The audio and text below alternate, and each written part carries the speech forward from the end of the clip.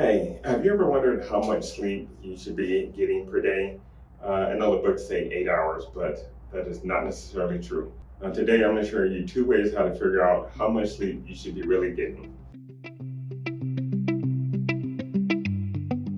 Now, one of the things that you need to know about sleep is that you're going in cycles. So, throughout the night, you're going to cycle between deep and light sleep. Most of us are going to cycle anywhere between 4 to 6 times. And so that is a good amount of cycles to have quality sleep that you feel rested at when you wake up in the morning. Most cycles are going to last 90 minutes for people. It'll vary a little bit based on your individual genetics and lifestyle.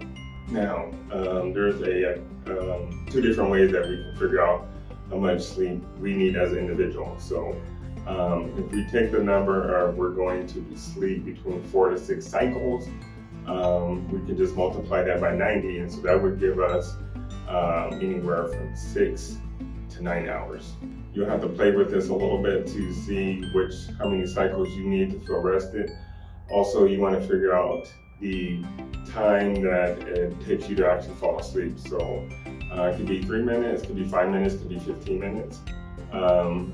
That's for you to try to figure out in regards to how much time it takes you to fall asleep. This is what we call a sleep calculator. How you can use the sleep calculator is to start with what time you should go to bed based on the time you want to wake up. And so if you're going for 5 cycles, it'll give you one time. If you're going for 6 cycles, it'll give you a different time.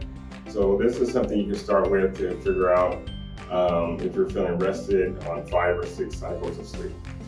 So the other way that you can figure out how much sleep you need is actually my preferred method. It's a little harder because our lifestyle is getting away, but essentially is to take 1 to 2 weeks of waking up without an alarm. What you would do is just go to sleep when you're sleepy, note that time, note the time you wake up, again without an alarm, and take an average over 7 to 14 days of how much sleep you got. A couple caveats is one, you want to eliminate as much caffeine as you can, particularly in the afternoon, so that it's not keeping you up at night. Another thing is that we're going to be taking an average. So, if you're able to do this for 5 days, 7 days, 14 days, you're just going to take the average of those days. Also, you're going to want to make sure that you are not taking anything to help you fall asleep.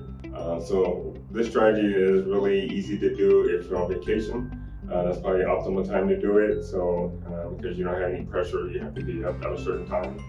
But try it out. It works very effective.